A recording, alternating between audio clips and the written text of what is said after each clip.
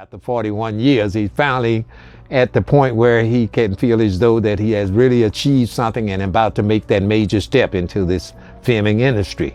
I'm very much aware of in this business, as well as the filming business, is what you put up is only what you're gonna get back. He's learned his trade, he spent the time, he put the work in, and when you put all that together and you add all that up, that adds up to success. Well, I remember being involved in the one project with the Son of Shaft, which was a recording that we did. We recorded the record in '72, and of course it was an answer to Shaft, which by Isaac Hayes, and the Barcades recorded the first 5 albums with Isaac, which included Hot Buttered Soul, Shaft, Black Moses, To Be Continued. So that was the first project, I do believe, that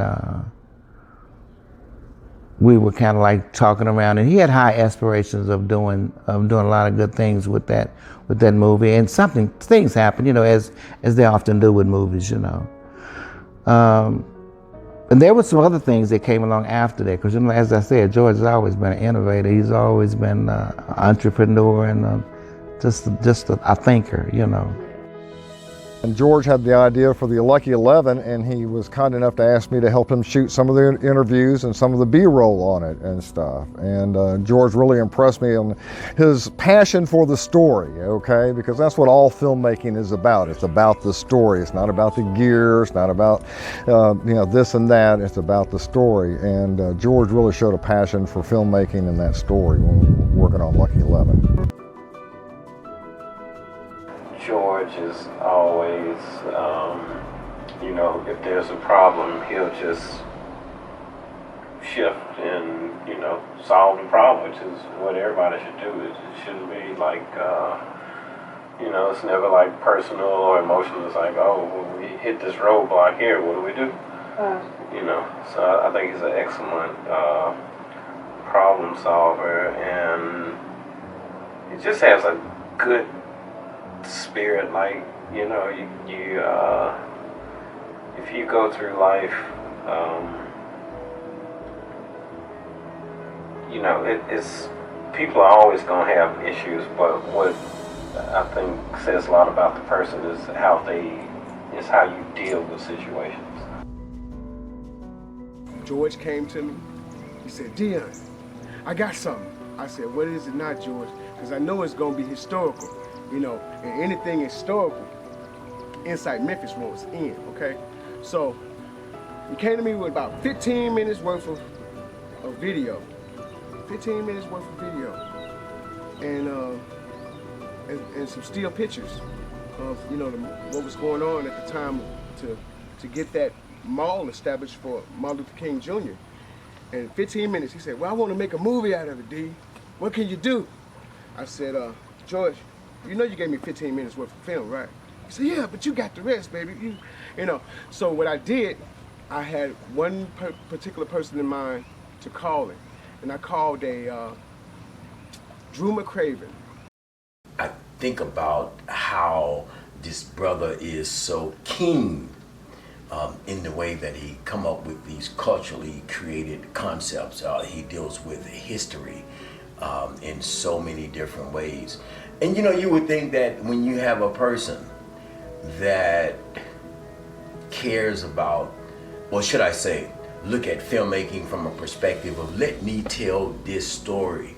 And he has so many different narratives that he's created with all of the different films that he shot. And I think that he's probably done over 20 plus films. I'm reminded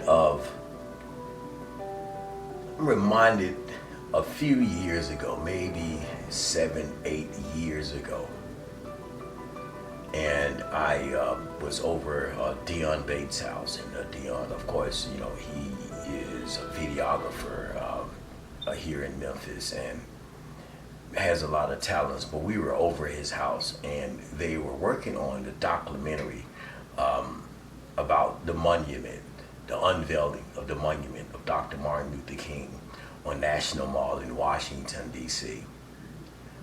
And of course, I wasn't a part of it.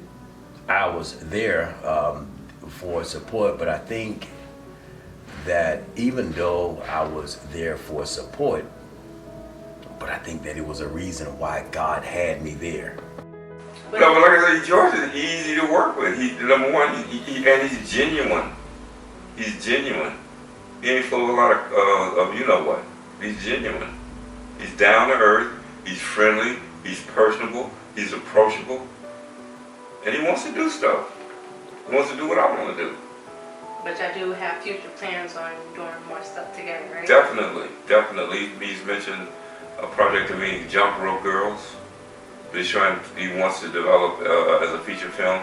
Also another project called Midnight Train to Georgia that he wants to do as a feature film. Yeah. In any capacity I can help him, I will. I will. See, not too many people have that, so I know he's happy he has that with you and a few other people. Is there anything else you'd like to share about George? He's a good guy. He's a good guy. My greatest achievement with George is after we both became adults, because my career went one way and his went another. Right. If you could describe George in one word, what would it be? Tenacious. Fair enough. Do you feel that George needs to be recognized more with all the work that he's done in the industry? Without a doubt. You think he would have more recognition if he was a white man? I can't really play the race card with him. It's just opportunities. In this area where he is similar to me. When you're in an area where you had no role models prior, nobody gone before you, and when you're in that pioneer position, I can't really say that race play a role. You know, it's all about your determination and following your own dream. First of all, you gotta have a dream, because if you don't have a dream, you're following somebody else's dream. And that's one of the things I admire about him, is he had a dream and didn't nobody believe it but him, but he stuck to it. So did I. I had a dream and didn't nobody believe my dream but me, and I stuck to it. Look at where we are now. And so, you know, it was a connection there with the Barcades. And I was just glad to see Alvin playing the drums and the way they sang that song and looking at in that stadium, all those people. Right. You know, it was a vibe that Memphis had took to LA to soothe the riots and calm the people down somewhat through music. Right. And it was a fantastic evening. But, you know, when I saw the Barcades sing the Son of Shaft, well, it wasn't till after we had to write down what we would do when we got back to our community. So I was sitting there thinking. Right. And that's when the idea, because Shaft had came out, and Shaft was big. Right. Isaac Hayes, you know, I'm living in the same neighborhood with him. Exactly. And, you know, so that was the thought that came to my mind, you know, was to write the movie, The Son of Shaft. When I think of George, and I think of the things that he's been doing in his life, he don't quit. George don't quit. That's how he has influenced me. Because once he set out and he got passion for that, not music, to making movies. And the fact that he's continuing, and I knew I was going to continue. I got that passion for that music too, so that's how he helped me.